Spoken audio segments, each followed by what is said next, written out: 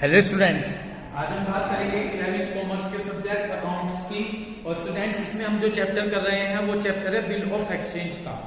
आज हमने previous class में एग्जाम्पल 5 का क्वेश्चन कंप्लीट किए थे। आज हम एग्जाम्पल नंबर 6 को डिस्कस करेंगे। लेकिन आपको बता दूं, जब हम एग्जाम्पल नंबर 6 करने जा रहे हैं तो ये केस होगा कि जब when the bill is discounted from the bank, जब हम उस बिल को बैंक से डिस्काउंट पर कन्वर्ट करा लेंगे, मतलब पैसे ले लेंगे। When the bill is discounted, जब बिल डिस्काउंट करा लिया जाएगा फ्रॉम द बैंक, कहां से? बैंक से। ठीक है, जैसे सपोज मेरे पास बिल आया, मैंने एक बिल लिखा, मैंने सामान बेचा था बी को, तो मैंने बिल लिखा, बी ने एक्सेप्ट करके मुझे वापस कर दिया। पैसे मुझे लेने हैं क्योंकि मैंने बी को सामान बेच रखा है। तो उस बिल को मुझे 2 महीने का टाइम है, लेकिन मुझे पैसे की जरूरत है, तो मैं उसे बैंक के पास लेकर जाऊंगा और बैंक कुछ डिस्काउंट काटकर उसका पेमेंट मुझको कर देगा।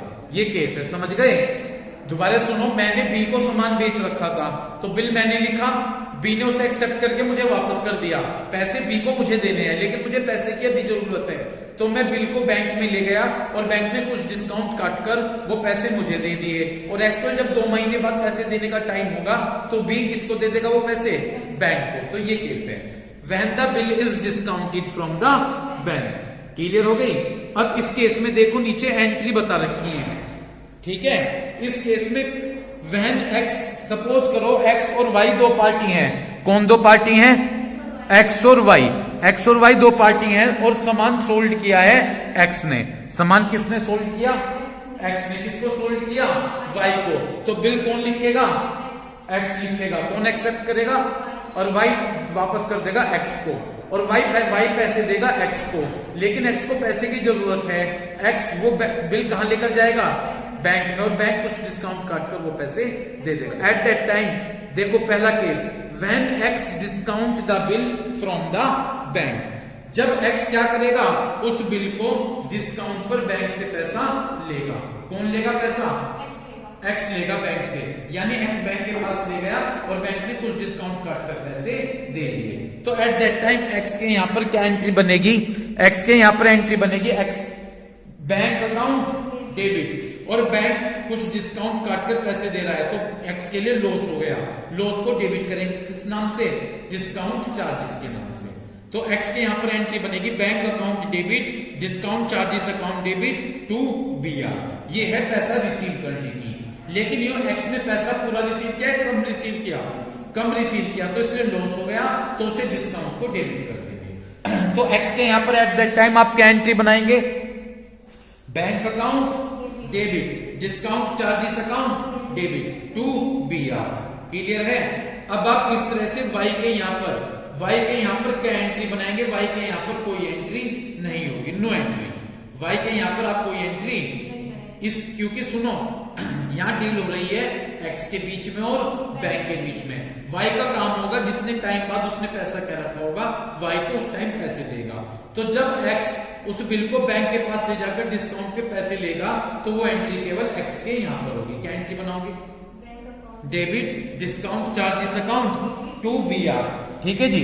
यदि आप बात करें y के यहां पर कोई एंट्री, अब जब एक्चुअली में मान लो 2 महीने का टाइम था, 2 महीने बाद कौन पैसे देगा? y। लेकिन y x के यहां पर पैसे देने के टाइम x की एंट्री नहीं होगी, क्योंकि x तो पहले से किससे पैसा ले चुका है, तो x के यहां पर कोई एंट्री नहीं होगी। y के यहां पर पैसा देने की एंट्री क्या होगी? Bills payable account debit to bank. समझ गए?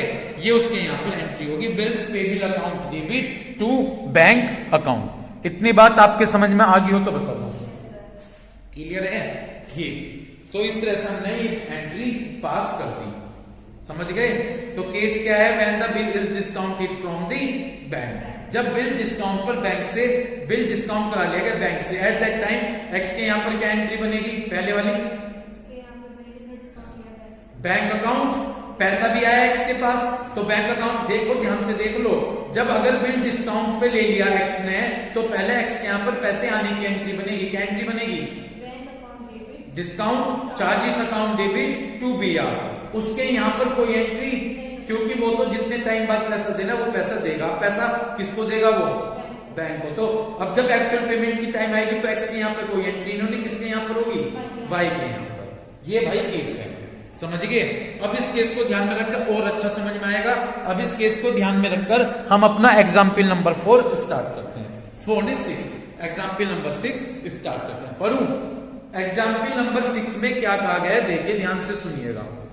X sold goods to Y, X ने किसको सामान बेचा, एक्स बेच रहा है और कौन खरीद रहा है, तो एक्स ने सामान बेचा वाई को 10,000 रुपीज का 15 मार्च 2019 में। तो एक्स ने कब सामान बेचा वाई को, 15 मार्च 2019 में। कितने का बेचा, 10,000 रुपीज का। ऑन द सेम डे, उसी ही दिन वाई एक्सेप्टेबल, वाई ने क्या एक्सेप्ट किया, वाई ने एक बिल एक्सेप्ट किया drawn upon him by x, जो कि किसने लिखा था, एक्स ने। तो वाई ने उसी डेट पर एक बिल एक्सेप्ट किया, जो बिल लिखा था एक्स ने 4 मंथ का, कितने टाइम का। तो बिल कौन लिख रहा है, कौन एक्सेप्ट कर रहा है, एक्सेप्ट करके किसको वापस दे देगा, एक्स को, ठीक है, 10,000 रुपीज का। एक्स डिस्काउंटेड द बिल, अब एक्स ने क्या किया, वो बिल डिस्काउंट करा लिया बैंक से 15 अप्रैल 2019 में। कौन सी डेट पे कराया, 2019 में, ठीक है। 18% पर एनम के डिस्काउंट पे, कितने डिस्काउंट पर, 18% पर एनम की डिस्काउंट पर, okay. And Y paid the bill on maturity, और मैच्योरिटी पर वाई ने इस बिल का पेमेंट कर दिया। आपको दोनों पार्टीज के यहाँ पर जर्नल एंट्री करनी है, समझे। पहले क्वेश्चन तसल्ली के साथ समझे, कौन सामान बेच रहा है, कौन खरीद रहा है, 10,000 का, 15 मार्च की बात है। सेम डे पर वाई ने एक बिल एक्सेप्ट कर लिया, वाई ने क्या एक्सेप्ट किया, वाई ने एक बिल एक्सेप्ट किया, जो कि किसके द्वारा बनाया गया था, एक्स के द्वारा, 4 महीने की डेट का 10,000 रुपीज का।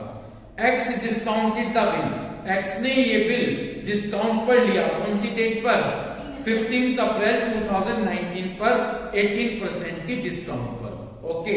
और वाई ने उस बिल का मैच्योरिटी पर पेमेंट कर दिया, जर्नल एंट्री कीजिए जी। एक्स ने कर लिया ना बिल का पेमेंट, बैंक से डिस्काउंट पर कितने, देखो एक चीज देखने की है, कौन सी डेट पर सामान बेचा था, जो एक्स ने वाई को बेचा था 15 मार्च, कितने महीने का बिल था, 4 मंथ। बिल डिस्काउंट पर कब लिया उसने, 15 अप्रैल, कितने महीने बाद लिया, 1 महीने बाद, और 4 महीने का टाइम था, तो 3 महीने तो अब भी बचे हुए थे। तो जब डिस्काउंट कैलकुलेट करेंगे, वहां पर जो मंथ बचे हैं 3 महीने, उनका रोल होगा, समझ गए। क्योंकि सामान बेचा 15 मार्च में, 4 महीने का टाइम था, 15 अप्रैल में उन्होंने बैंक से पैसे ले लिए, 1 महीने बाद लिए, कितना टाइम अब भी बच रहा था, 3। तो जो डिस्काउंट लगेगी वो 3 महीने के हिसाब से लगेगी, समझ गए। करूं स्टार्ट क्वेश्चन। सबसे पहले बताओ किसने सामान बेचा, एक्स ने। तो ये एग्जाम्पल नंबर 6 है। तो सबसे पहले हम यहाँ पर जर्नल एंट्री बनाएंगे एक्स के यहाँ पर, किसके यहाँ पर, एक्स के यहाँ पर। तो मैंने यहाँ पर लिखा जर्नल एंट्री, ओके। ये एक्स के यहाँ पर है, ठीक है। और एक्स को हम क्या कहेंगे, ड्रॉवर, क्या कहेंगे जी, ड्रॉवर। फॉर्मेट बना दूं मैं यहाँ पर इसका, ये मेरा फॉर्मेट हो गया, डेट पर्टिकुलर, ठीक है ना, एलएफ, अमाउंट डेबिट और अमाउंट क्रेडिट। ये तो एंट्री हो गई किसके यहाँ पर, एक्स के यहाँ पर। अब मैं जर्नल एंट्री करूंगा, क्या करूंगा, जर्नल एंट्री। अब मैं जर्नल एंट्री करूंगा यहाँ पर, किसके यहाँ पर, वाई के यहाँ पर, ठीक है जी। किसके यहाँ पर करूंगा, वाई के यहाँ पर करूंगा मैं, ठीक है। ये हो गया ड्रॉइंग, ये क्या हो गया, ड्रॉइंग, ठीक है जी। तो बस यहां पर अब हमने यहां पर अपना एक डेट, ठीक है जी, ये हमने यहां पर like date particular amount debit amount credit, ये मेरा फॉर्मेट हो गया।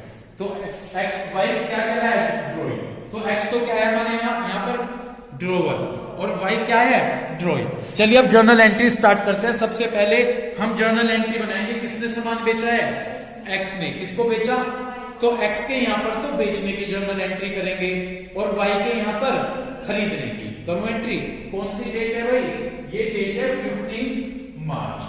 कौन सी डेट है, 15 मार्च। तो 15 मार्च में मैं अपनी जर्नल एंट्री स्टार्ट करता हूं। एक्स ने सामान बेचा किसको, वाई, तो वाई रिसीवर है, और रिसीवर को हम डेबिट कर देते हैं।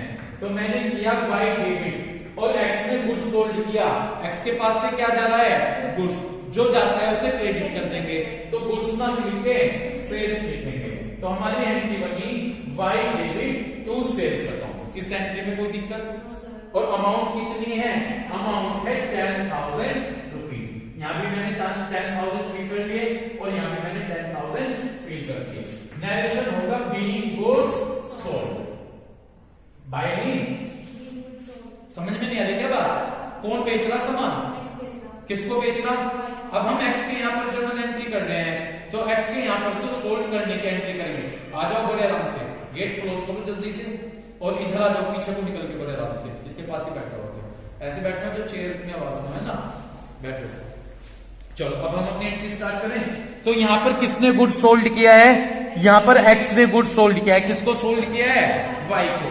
तो यहाँ पर जब एक्स सामान बेच रहा, वाई को, वाई रिसीवर है, भाई आराम से देखो, वाई डेबिट, तो हमने एंट्री की वाई डेबिट, वाई रिसीवर है, और एक्स ने गुड सोल्ड किया, एक्स के पास से क्या जा रहा है, गुड्स, जो जाता है उसे क्रेडिट कर देंगे, तो Y debit to sales account being goods sold. क्या लिखेंगे, बीइंग गुड्स सोल्ड। इतनी बात क्लियर हो गई हो तो बता दीजिए, ठीक, समझ गए? उसके बाद अब आप उस उधर चलिए, किसके यहाँ पर, वाई के यहाँ पर। जब एक्स ने गुड्स सोल्ड किया तो वाई ने परचेज किया, वाई ने क्या किया, तो वाई के यहाँ पर परचेज करने की एंट्री करेंगे। डेट कौन सी है, डेट है 15 मार्च, तो मैंने यहाँ पर लिखा 15 मार्च।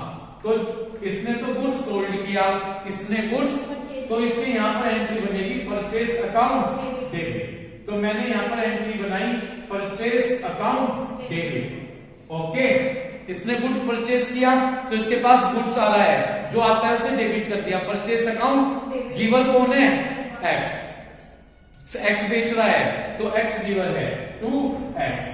यहां पे हमने नरेशन लिखा बीइंग गुड्स परचेज, यहां पर मैंने नरेशन लिख दिया बीइंग गुड्स परचेज। यहां पर मैंने अमाउंट फिल कर दी, कितनी, 10,000 रुपीज। कोई दिक्कत हो तो बता दीजिए, मेरे हिसाब से क्लियर हो गया होगा, ठीक है भाई? अब कोई दिक्कत? अब ठीक, इसके बाद हम करेंगे एंट्री नेक्स्ट। अब बुक पर जाइए, question on the same day, same day पर वाई ने एक बिल क्या किया, एक्सेप्ट करा, जो किसने लिखा था, एक्स ने। कितने महीने का टाइम था, 4 मंथ का, ठीक। 1 मिनट, एक्स ने सामान बेचा, एक्स ने बिल लिखा, किसको दिया, वाई ने एक्सेप्ट करके किसको दे दिया, एक्स। समझे नहीं? पिछली क्लास में नहीं थे जब मैंने एंट्री करवाई थी। जो बेचने वाला है वो बिल लिखता है, खरीदने वाला बिल एक्सेप्ट करता है। एक्स ने सामान बेचा तो बिल कौन लिखेगा, अरे नहीं भाई, सुनो मुझे ध्यान से, सुन नहीं रहे हो, अपना दिमाग लगा रहे हो। एक्स ने सामान बेचा, वाई ने खरीदा, बेचने वाला बिल लिख रहा है, किसने बिल लिखा, बिल लिखा, वाई ने उसे एक्सेप्ट किया, एक्सेप्ट करके किसको वापस कर दिया, एक्स को। तो किसने बिल लिखा, किसने एक्सेप्ट करा, करके किसको वापस कर दिया, एक्स के लिए वो बी आर है और वाई के लिए वो बिल्स पेबल है। तो एक्स ने बिल रिसीव करा, एक्स के पास क्या आया, बिल, ठीक है। इसी डेट पर करेंगे जिस डेट पर सामान बेचते हैं। तो यहाँ पर मैंने लिखा 15 मार्च। 15 मार्च में वाई ने बिल दिया, एक्स के पास क्या आया, बिल। उस बिल को कहा गया बी आर। क्या कहा गया, बी आर। तो इसके पास इसने बी आर रिसीव किया, बी आर क्या करेंगे, B R account debit, bills receivable account debit. कौन दे रहा है वो बिल, वाई, टू वाई। समझ गए? बिल कौन लिखेगा, बेचने वाला। बेचने वाला कौन है, लिखा, वाई ने उसे एक्सेप्ट करके किसको वापस कर दिया, एक्स को। तो बिल एक्स के पास है, एक्स के लिए बी आर है, तो हमने जो है उसे डेबिट कर दिया, बी आर अकाउंट डेबिट। कौन दे रहा, वाई, टू वाई। नरेशन में क्या लिखूंगा, बीइंग बिल्स रिसीव। क्या लिखूंगा, बीइंग एक्सेप्टेंस रिसीव लिख दिया, बीइंग एक्सेप्टेंस रिसीव। एक्सेप्ट किसने किया था, वाई ने, तो एक्सेप्ट करके से दे दिया, ठीक है। तो ये हमारी एंट्री हो गई, B R account debit to Y, 10,000 rupees. यहाँ पे कोई दिक्कत है क्या? इसके बाद अब इसने तो इसके यहाँ तो बिल की एक्सेप्टेंस आई, अब वाई के यहाँ पर ये तो एक्सेप्टेंस रिसीव कर रहा, वो एक्सेप्टेंस किसने दी थी, वाई ने, ठीक है। अब वाई ने क्या करा, वाई ने एक्सेप्टेंस दी थी, तो इसके यहाँ पर एक्सेप्टेंस देने की एंट्री होगी। इसके यहाँ पर क्या देने की एंट्री होगी, तो एक्सेप्टेंस दे के वो बिल दे रहा है, बिल किसको दिया, एक्स को, तो रिसीवर एक्स हो गया। तो यहाँ पर हम क्या करेंगे, x को डेबिट कर देंगे। तो यहाँ पर हमने किया x डेबिट, ठीक है, क्या किया, x डेबिट, ठीक है जी, x डेबिट, और उसके बाद टू, इसके लिए वो बिल्स पे बिल, इसके पास से बिल्स गया, तो यहाँ पर करेंगे टू बिल्स पे, बीइंग एक्सेप्टेंस गिवन, ये एंट्री बन गई बीइंग एक्सेप्टेंस गिवन। इतनी बात क्लियर हो गई। कितनी अमाउंट है, 10,000। दो एंट्री तो बहुत क्लियर है, छोटी छोटी सी हैं। पहले से आप बेचने की बना दो, इसके यहाँ पर खरीदने की, उसके बाद x बिल लिखेगा, बिल लिखकर y एक्सेप्ट करेगा और एक्सेप्ट करके वापस करेगा। तो यहाँ पर तो इसके यहाँ एक्सेप्टेंस रिसीव की एंट्री बना दो। एक्सेप्टेंस रिसीव में इसके यहाँ पर बिल आया, बीआर अकाउंट डेबिट, और किसने दिया, y ने, और ये एक्सेप्टेंस दे रहा, एक्सेप्टेंस किसको दे रहा, x को, तो x debit to bills paid, ठीक है जी। अब ध्यान से सुनिएगा, तुम देर से आए हो, ये एंट्री मैंने समझा दी थी। अब सुनो मेरी एक बात, मैं तुम्हें जल्दी से रिपीट कर दूं, टाइम देखो इसमें कर रहा है एंट्री, ठीक है। जब अब x ने बिल लिखा, x ने सामान बेच रखा था y को पैसे देने हैं, किसको, x को, 4 महीने का टाइम है, लेकिन x को जब भी जरूरत पड़ेगी पैसे की, तो x ने क्या किया, 1 महीने बाद उस जो चेक बिल है, उस बिल को बैंक में लेकर कुछ डिस्काउंट काट ली बैंक ने और पैसे दे दिए। तो पैसे देने की एंट्री बन रही है, क्या बन रही है, bank account discount charges account debit to BR. इसके यहाँ पर कोई एंट्री नहीं होगी। अब जब 4 महीने बाद इसके यहाँ पर कोई एंट्री नहीं होगी और इसके यहाँ पेमेंट करने की एंट्री हो जाएगी। अब पढ़िएगा, देखिएगा क्या कहा गया आगे क्वेश्चन में, x discounted the bill, x ने उस बिल को 15 अप्रैल 2019 में 18% की डिस्काउंट पर बैंक से पैसे ले लिए। तो एक्स ने 18% की डिस्काउंट पर 15 अप्रैल में बैंक से वो पैसे ले लिए, ठीक है। एंट्री बनाऊं, देखिएगा इसके यहाँ पर क्या एंट्री बनेगी, इसके यहाँ पर हम जब एंट्री बनाएंगे, इसके यहाँ पर एंट्री देखिएगा मुझे बनाते हुए, कौन सी डेट पर, 15 अप्रैल। तो 15 अप्रैल में एक्स ने क्या किया, बैंक के पास ले गया उस बिल को और डिस्काउंट पर पैसे ले लिए।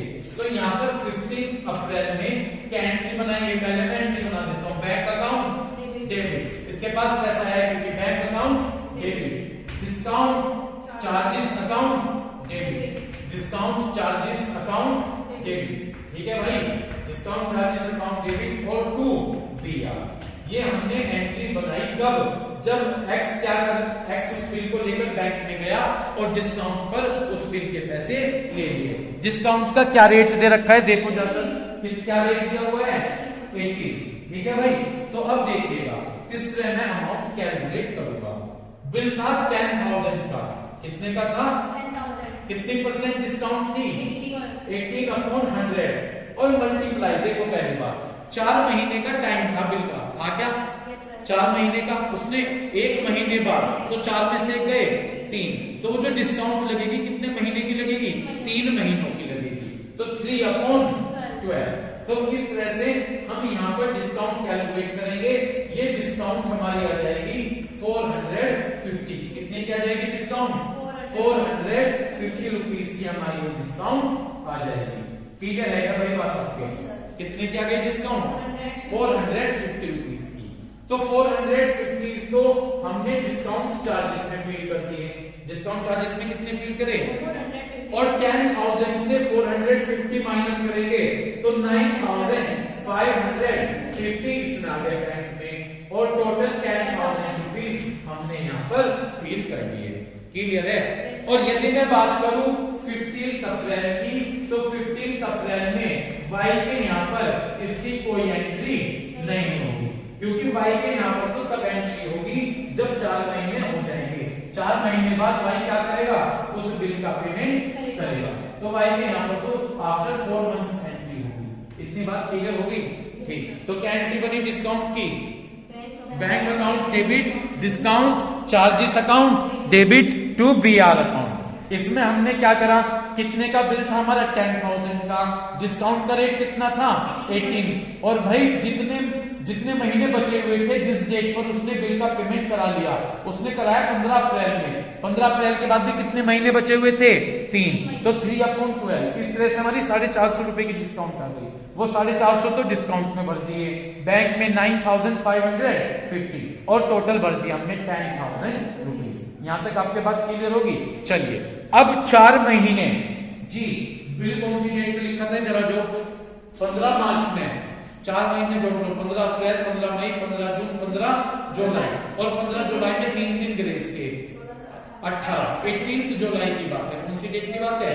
18 जुलाई में इसके यहाँ पर तो कोई एंट्री नहीं होगी क्योंकि ये तो पेमेंट ले चुका है, तो इसके यहाँ पर तो नो एंट्री। क्यों होगी इसके यहाँ पर नो एंट्री? पेमेंट ले चुका है।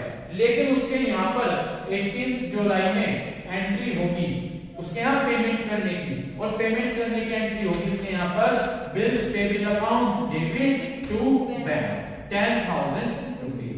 Bills payable account debit to bank 10,000 rupees. यहाँ तक क्लियर है भाई आपके? तो यहाँ पर ये पेमेंट करने की एंट्री होगी इसके यहाँ पर। उसके यहाँ क्यों एंट्री नहीं हुई? क्योंकि उसने बैंक से पहले क्या ले लिया था? पेमेंट ले लिया था। इतनी बात क्लियर हो गई। तो इस तरह से ये हमारा एग्जाम्पल नंबर 6 था, जो कि एग्जाम्पल नंबर 6 किस केस से रिलेटेड था कि यदि हम बिल को बैंक से डिस्काउंट पर कन्वर्ट करा लेते हैं, पैसे ले लेते हैं डिस्काउंट पर। ठीक है भाई, क्लियर? ठीक। अब नेक्स्ट केस पर आ जाइए। ये था हमारा एग्जाम्पल नंबर 6। नेक्स्ट केस है, अगले पेज पर आ जाओ, एंडोर्समेंट ऑफ ए बिल। क्या केस है जी? Endorsement of a bill. Endorsement का सिंपल मीनिंग है ट्रांसफर करना। सपोज एक्स और वाई दो पार्टी हैं, यहाँ पर एक्स ने सामान किसको बेचा था? वाई को। तो एक्स तो बेचने वाला था और वाई खरीदने वाला था। इतनी बात क्लियर हो गई। एक्स क्या था? एक्स तो सामान बेचने वाला था और वाई सामान खरीदने वाला था। इतनी बात क्लियर हो गई। तो इसमें क्या हुआ था? जब एक्स बेचने वाला था, वाई खरीदने वाला था, एक्स ने ये जो बिल मिला था इस बिल को जेड को ट्रांसफर कर दिया। किसको दे दिया? यही एंडोर्समेंट है। तो बिल किसको दे देगा? अब जब पेमेंट का टाइम आएगा तो वाई किसको पेमेंट करेगा? जेड को पेमेंट करेगा। ये केस है एंडोर्समेंट ऑफ बिल का। तो एंडोर्समेंट का मीन समझ गया? एंडोर्समेंट का मतलब है बिल को ट्रांसफर करना। अगले पेज पर आओ। अगले पेज पर इसकी जर्नल एंट्री बताई गई है। आगे मान लीजिए सपोज पहला, if x endorse A bill in favour of Z. X वो बिल किसके नेम में ट्रांसफर कर रहा है? जेड के नेम में ट्रांसफर कर रहा है। तो एट दैट टाइम आप क्या एंट्री बनाएंगे? कौन किसने ट्रांसफर करा बिल? किसको ट्रांसफर करा? तो यहाँ पे दो पार्टियों के बीच में ट्रांजेक्शन हो रहा है, एक्स के और एक्स के। यहाँ पर तो देखिए एक्स के यहाँ पर क्या एंट्री बनाएंगे? जेड के पास बिल गया तो जेड रिसीवर है, तो जेड को तो क्या कर दिया? डेबिट। क्या गया उसके पास? दिया। ठीक है जी। तो एंट्री क्या बनी? Z debit to B R account. ठीक। अब यदि आप इसकी बात करें जेड वाई के यहाँ पर इसकी कोई एंट्री, समझ गए? क्योंकि डील किस किसके बीच में हो रही? अब जेड के यहाँ पर क्या आया? जेड के यहाँ पर बिल आया। क्या आया? तो इसके यहाँ पर एंट्री बनेगी B R account to Z. क्या बना दी? Sorry to X. B R account debit, किसके पास बिल आया? जो आया उसे डेबिट कर दो। तो बी आर अकाउंट डेबिट और गिवर कौन है? एक्स। टू एक्स कर दिया। इतनी बात क्लियर हो गई? ठीक। उसके बाद सेकंड केस में अब जब पैसा देने का टाइम आएगा, ठीक, एक्स के यहाँ पर तो कोई एंट्री, क्योंकि पैसा किसको मिलेगा? तो वाई के यहाँ पर तो पैसा देने की एंट्री कर दो और जेड के यहाँ पर पैसा लेने की एंट्री कर दो। तो वाई के यहाँ पर देखो, वाई के यहाँ पर पेमेंट करने की क्या एंट्री होगी? Bills payable account debit to bank. और जेड के यहाँ पर पैसा लेने की क्या एंट्री होगी? Bank account debit to B R. ये कैसे है? समझ गए? तो एंडोर्समेंट का मीन्स क्या होता है? तो एक तो यहाँ पर ट्रांसफर करने की पहली एंट्री, एक्स ने बिल किसको ट्रांसफर करा? तो इस केस में एक्स और जेड के यहाँ पर, एक्स के यहाँ पर देखो Z debit to B R. Z को डेबिट क्यों किया? क्योंकि जेड रिसीवर है। To B R. वाई के यहाँ पर कोई एंट्री, और उसके बाद जेड के यहाँ पर देखो, जेड के यहाँ पर बी आर आ रहा है, बिल आ रहा है, तो B R account debit to X. ठीक। वाई के यहाँ पर कोई एंट्री। उसके बाद सेकंड एंट्री, जब पेमेंट की बारी आएगी, पेमेंट वाई करेगा और देगा किसको? जेड को। तो एक्स के यहाँ पर कोई एंट्री नहीं होगी। तो जब पहले, अब वो किसको पेमेंट कर रहा है? पेमेंट कौन कर रहा है? वाई पेमेंट कर रहा है। तो वाई यहाँ पेमेंट करने की एंट्री क्या होगी? Bills payable account debit to bank account. और जेड के यहाँ पर पेमेंट रिसीव करने की क्या एंट्री होगी? Bank account debit to B R account. तो bank account debit to B R. चलिए नेक्स्ट केस बस नेक्स्ट वीडियो में करेंगे। ओके, ठीक है। तो आज हमने एग्जाम्पल नंबर 6 किया और नेक्स्ट केस की आपको एंट्री क्लियर की। उम्मीद करता हूँ वीडियो देखकर आप इसको कंसेप्ट को अच्छे से क्लियर करेंगे। Thank you.